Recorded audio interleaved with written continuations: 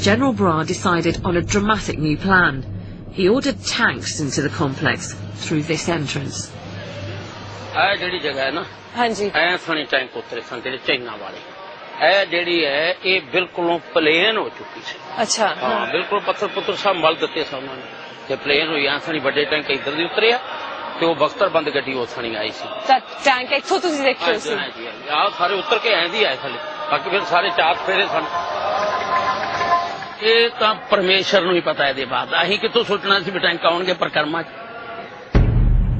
The Agal duct was all but destroyed in the tank barrage. It's believed that Bhindranwale was shot as he and other militants ran from the front of the building. At the height of the battle, there were 3 hours of hand-to-hand fighting. The Battle of the Golden Temple has been hard-fought and costly. The government estimated that about 100 soldiers and 200 of Bhindranwale's men died during Operation Blue Star. Bhindranwale's body was hastily photographed and then cremated with the rest of the dead militants. 2 days after the operation ended, there were still pockets of resistance, as Major General Brar discovered as he gave an interview claiming that Bhindranwale had received assistance from abroad.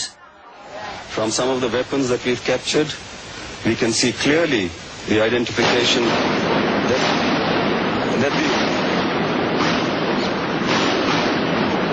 we can clearly establish that these weapons have been obtained from China or Pakistan. But there's another side to Operation Blue Star. It's the story of those caught in the crossfire.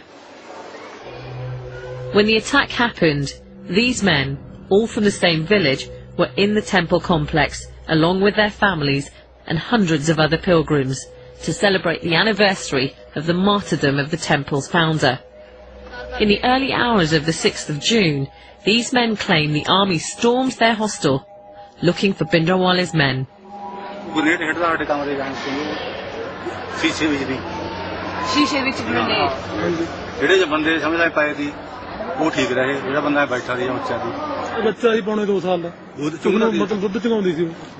ਜਦੋਂ ਦੁੱਧ ਚੁੰਗਦਾ ਤੇ ਉਹਦਾ grenade ਨਾਲ ਸਾਰਾ ਪਾੜ ਗਿਆ ਮੱਥਾ ਇੱਥਾ ਗਲ ਉੱਡ ਗਿਆ ਪਰੇ ਤੁਹਾਡੇ ਸਾਹਮਣੇ ਹਾਂਜੀ ਸਾਹਮਣੇ ਵਿਚਾਲੇ ਬੈਠੀ ਸਾਡੇ ਇੱਕ ਇਹਨਾਂ ਦੀ ਮੰਮੀ ਸੀ ਇੱਕ ਮੇਰੇ ਘਰ ਵਾਲੀ ਸੀ ਇੱਕ ਇਹਨਾਂ ਦੀ ਗੁੱਡੀ ਸੀ ਤੇ ਇੱਕ ਬੰਦਾ ਅੰਮ੍ਰਿਤਸਰ ਜ਼ਿਲ੍ਹੇ ਦਾ ਇਸੇ ਜ਼ਿਲ੍ਹੇ ਦਾ ਸੀ ਉਹ ਚਾਰੇ ਉੱਥੇ ਮਤਲਬ ਮੌਕੇ ਤੇ ਮੌਤ ਹੋ ਗਈ ਆ ਗੋਲੀ ਲੱਗੀ ਆ ਗ੍ਰਨੇਡ ਦੇ ਟੁਕੜੇ ਵੱਜੇ ਇੱਧਰ ਇਹ ਵੱਜਿਆ ਆ ਇੱਥੇ ਟੁਕੜੇ ਆ ਥੋੜੇ ਟੁਕੜੇ ਆ ਇੱਥੋਂ ਦੇ ਸਾਰੇ 24 ਰੌਣੇ ਵੱਜੇ ਜੀ ਬੱਚੇ ਦੇ ਤੁਹਾਨੂੰ ਕੋਈ ਵੀ ਖਬਰ ਮਿਲੀ ਸੀ ਆਰਮੀ ਵੱਲੋਂ ਕਿ ਸੰਗਤ ਨਿਕਲ ਜਾਵੇ ਨਹੀਂ ਕੋਈ ਖਬਰ ਨਹੀਂ ਮਿਲੀ ਸਾਨੂੰ ਖਬਰ ਤਾਂ ਜੇ ਮਤਲਬ ਮਿਲਦੀ ਉੱਥੇ ਮਰਨ ਨੂੰ ਕਿਹਦਾ ਜੀ ਕਰਦਾ ਵੀ ਅਸੀਂ ਇੱਥੇ ਮਰ ਜਾਈਏ ਜਿਹੜੇ ਆਰਮੀ ਵਾਲੇ ਆ ਜਨਰਲ ਬਰਾਰ ਉਹ ਤਾਂ ਕਹਿੰਦੇ ਆ ਉਹਨਾਂ ਨੂੰ ਅਟੈਕ ਕਰਨਾ ਪਿਆ ਸੀ ਕਿਉਂਕਿ ਅੰਦਰ ਅਤਵਾਦੀ ਸੀ ਅਸੀਂ ਤਾਂ ਕੀ ਸੋਚਦੇ ਸੀ ਨਾ ਤਾਂ ਸਾਨੂੰ ਅਸੀਂ ਅਤਵਾਦੀ ਦੇਖਿਆ ਕੋਈ ਨਾ ਅਸੀਂ ਭਿੰਡਰਾਲਾ ਦੇਖਿਆ ਨਾ ਇਹਦੇ ਬਾਰੇ ਹੁਣ ਅਸੀਂ ਕੁਝ ਕੀ ਕਹਿ ਸਕਦੇ ਹਾਂ ਅਸੀਂ ਤਾਂ ਆਪਣੀਆਂ ਜਾਨਾਂ ਦੀ ਸਿਰ ਬਣੀ ਦੀ ਵੀ ਆਪਦੀ ਜਾਨ ਬਚ ਜਿਹੜੀ ਜਨਤਾ ਦਾ ਨੁਕਸਾਨ ਕਰਿਆ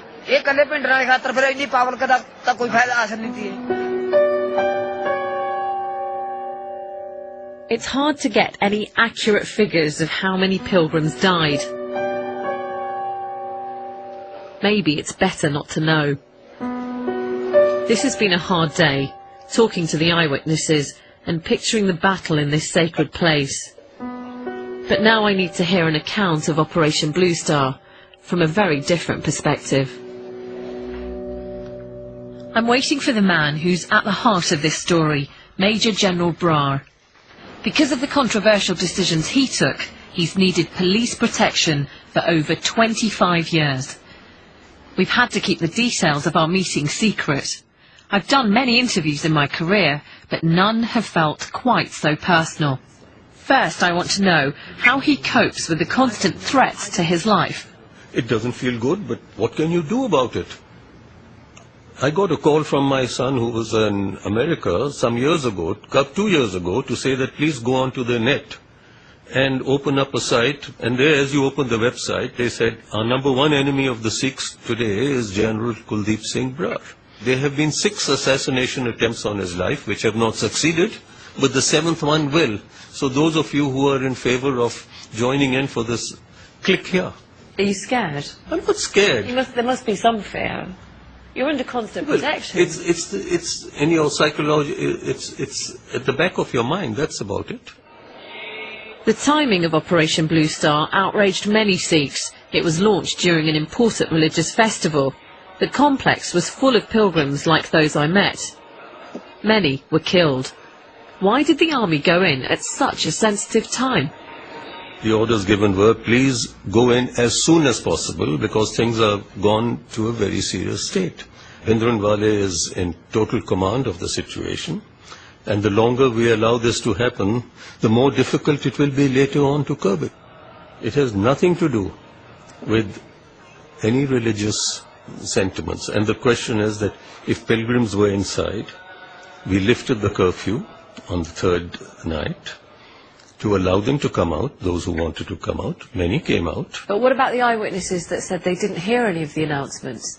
That's not true. That's not true.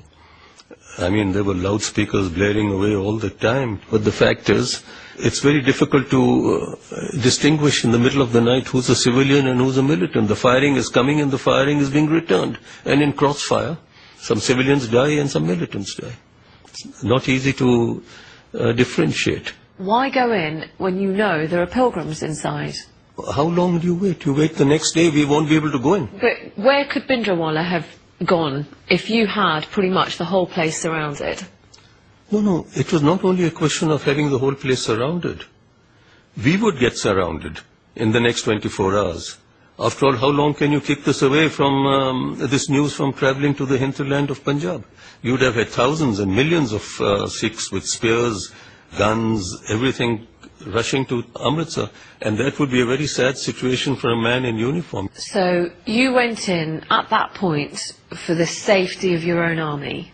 Not only the safety of our army, we had to accomplish the task.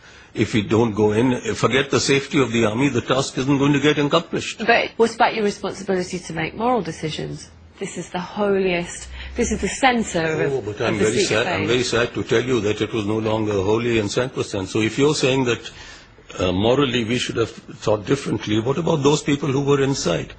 Was there any sanctity left inside the Golden Temple? Where's the morality of the people who were building bunkers in there and storing ammunition? I'm sorry, I have to disagree with you. What do you say to those people who see Bhindranwale as a saint, actually not a terrorist? He may have started as a saint, but he didn't end as a saint, let me tell you that. There was nothing saintliness about him at the time of Operation Blue Star. In the chaos of battle, the Golden Temple was hit and the sacred scriptures, the Guru Granth Sahib, was struck by a bullet. The Akal Takht all but destroyed. Did he accept any responsibility for the damage done? The responsibility is collective for whatever damage did take place, but the point is, the damage could have been much more severe. But the army held back their weapons at that stage. Wasn't Bhindranwale, and being such a religious man, concerned about the damage that could have been caused to the complex by sticking out and fighting and opening fire from all directions? 25 years on, do you now have any remorse or any regret about what happened? On the actions that I was asked to carry out, I was quite convinced that they were legitimate orders given and they had to be done.